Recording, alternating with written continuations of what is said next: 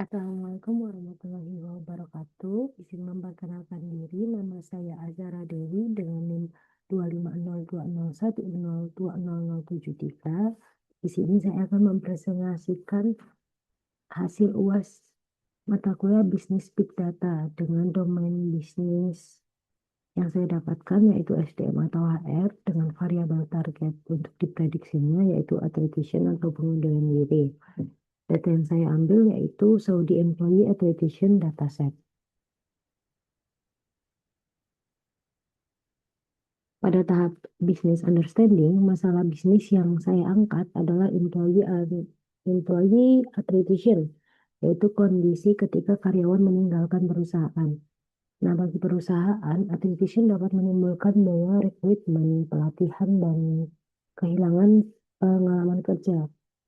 Untuk tujuan analitik saya adalah membangun model untuk memprediksi apakah seorang karyawan termasuk attrition yes atau no.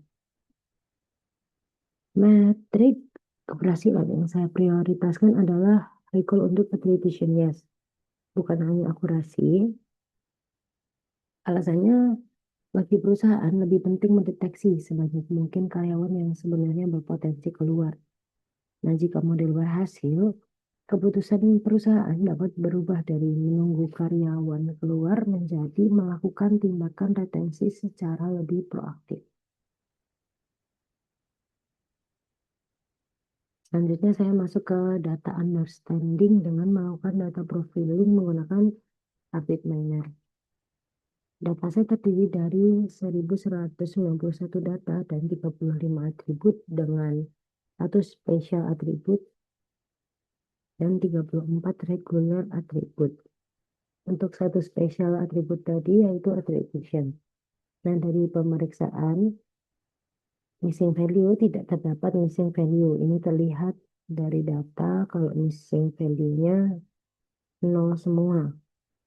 Nah, saya juga melakukan pemeriksaan duplikat menggunakan remove duplicate. Setelah proses tersebut, jumlah data tetap 1191, sehingga tidak ada data observasi duplikat yang terhapus. Artinya dari pemeriksaan awal, data ini cukup baik untuk dilanjutkan ke tahap persiapan. Lalu pada tahap ini saya menggunakan operator correlated metric di Rapid Miner untuk melihat hubungan antar variabel.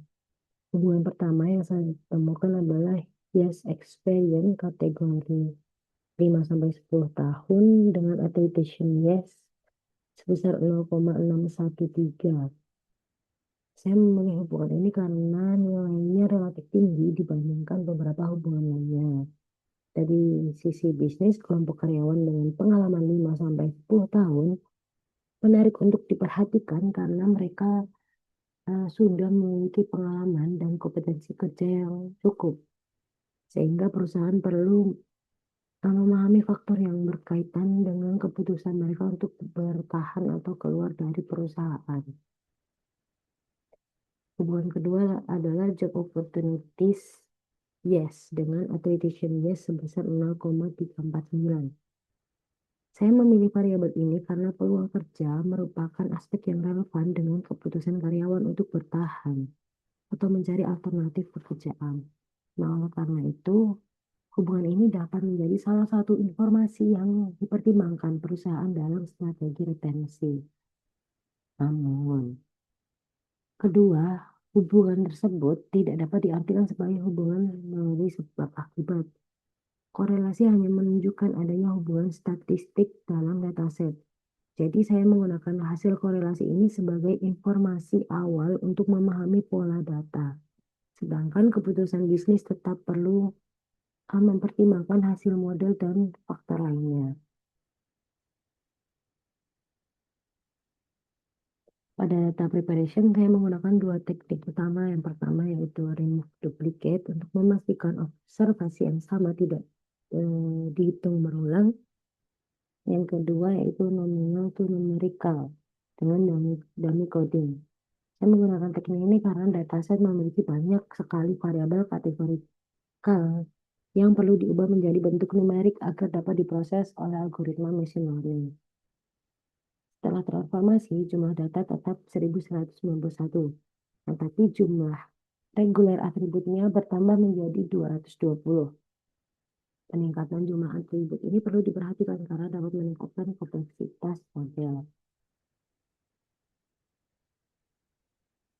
Pada tahap modeling, target yang digunakan adalah attribution dengan dua kategori, yaitu yes dan no. Nah, berdasarkan materi sesi 9, kondisi tersebut termasuk binary classification, yaitu klarifikasi dengan target berupa kategori. Materi sesi 9 juga mencantumkan decision tree sebagai salah satu algoritma klasifikasi. Nah, oleh karena itu, saya memilih decision tree untuk membangun model prediction attribution. Nah, data ini kemudian dibagi menjadi 70% data training dan 30% data testing dengan stratified sampling agar eh, proporsi kelasnya tetap terjaga. Dari sisi bisnis, decision tree dipilih karena hasilnya relatif mudah diinterpretasikan menjadi aturan keputusan yang dapat dipahami oleh HR. Hal ini juga sesuai dengan fungsi algoritma dalam bisnis, yaitu membantu melakukan prediksi dan pengembangan keputusan yang lebih terukur. Nah, setelah proses transformasi, terdapat 220 atribut. Banyaknya atribut ini perlu diperhatikan karena dapat meningkatkan kompleksitas model. Oleh karena itu, terdapat risiko model terlalu menyesuaikan data training atau overfitting, sehingga nanti hasilnya tetap perlu dievaluasi ulang menggunakan data testing. Pada proses rapid miner yang ditampilkan, data training dari split data digunakan untuk membangun decision tree. Kemudian model diteruskan ke apply model untuk menghasilkan prediksi pada data testing. Nah, hasil prediksi tersebut selanjutnya diteruskan ke performance untuk dilakukan evaluasi. Nah, pada tahap evaluasi, model menghasilkan akurasi sebesar 99,44%. Dengan recall untuk attribution yes adalah 99,35%, sedangkan recall untuk attribution no sebesar 99,51%. Di sini saya lebih memperhatikan recall attribution yes karena tujuan bisnisnya adalah mendeteksi karyawan yang berpotensi untuk keluar. Nah, hasil ini menunjukkan bahwa model memiliki kemampuan yang sangat tinggi dalam mengidentifikasi kelas attribution yes. Namun akurasi yang tinggi tidak otomatis berarti model ini sempurna, sehingga saya masih perlu melihat confusion metric dan menganalisis kemungkinan biasnya. Nah, jika dilihat dari confusion metric, terdapat 153 data true yes yang berhasil diprediksi yes, sedangkan terdapat satu data true yes yang salah diprediksi sebagai no. Nah, kesalahan ini disebut false negatif. Kemudian eh, terdapat satu false positif, yaitu data yang sebenarnya itu no, tapi diprediksi yes. Nah, false negatif menjadi perhatian utama karena karyawan yang sebenarnya akan keluar tapi tidak terdeteksi dapat terlewat dari program retensi perusahaan. Sementara untuk false positif dapat menyebabkan perusahaan memberikan perhatian atau sumber daya kepada karyawan yang sebenarnya tidak berencana keluar. Walaupun performa model sangat tinggi, terdapat beberapa keterbatasan yang perlu diperhatikan. Yang pertama, dataset hanya memiliki 1191 observasi, sehingga pola yang ditemukan belum tentu sama pada data atau periode yang berbeda. Yang kedua, model diuji menggunakan satu pembagian data 70/30. Nah, karena itu hasil 99,44% belum menjamin performa yang sama pada data baru. Ketiga, setelah dummy coding terdapat 220 regular atribut, sehingga terdapat risiko model menangkap pola yang terlalu spesifik terhadap dataset. Oleh karena nah itu model layak sebagai alat bantu keputusan awal, tapi tidak sebagai menjadi satu-satunya dasar keputusan dari HR. Hal lain yang penting adalah membedakan korelasi dan kausalitas. Misalnya kita menggunakan korelasi sebesar 0,613 antara kategori pengalaman 5-10 tahun dengan attribution yes. Nah, saya di sini tidak dapat mengatakan bahwa pengalaman 5-10 tahun itu menyebabkan karyawannya keluar.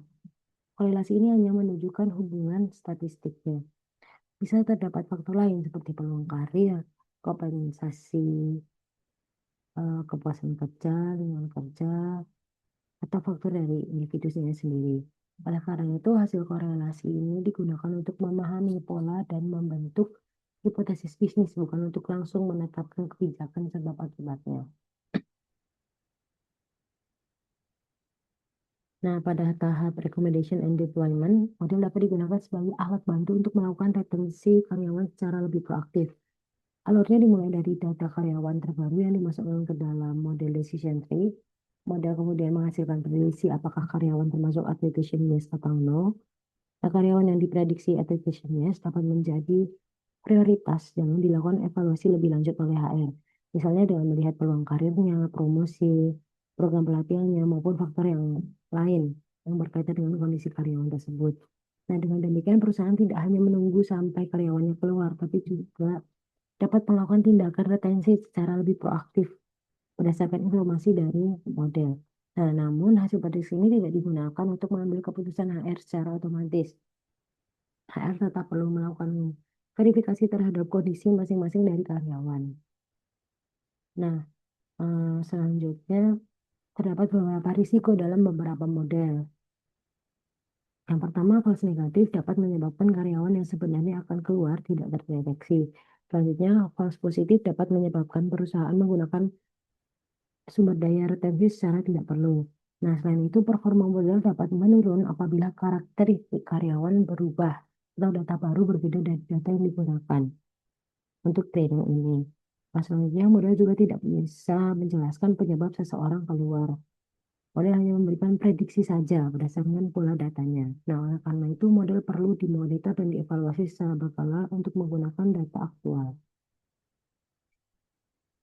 Nah, kesimpulannya, penerapan Chris DM berhasil menghasilkan proses analitik mulai dari business understanding sampai recommendation and deployment.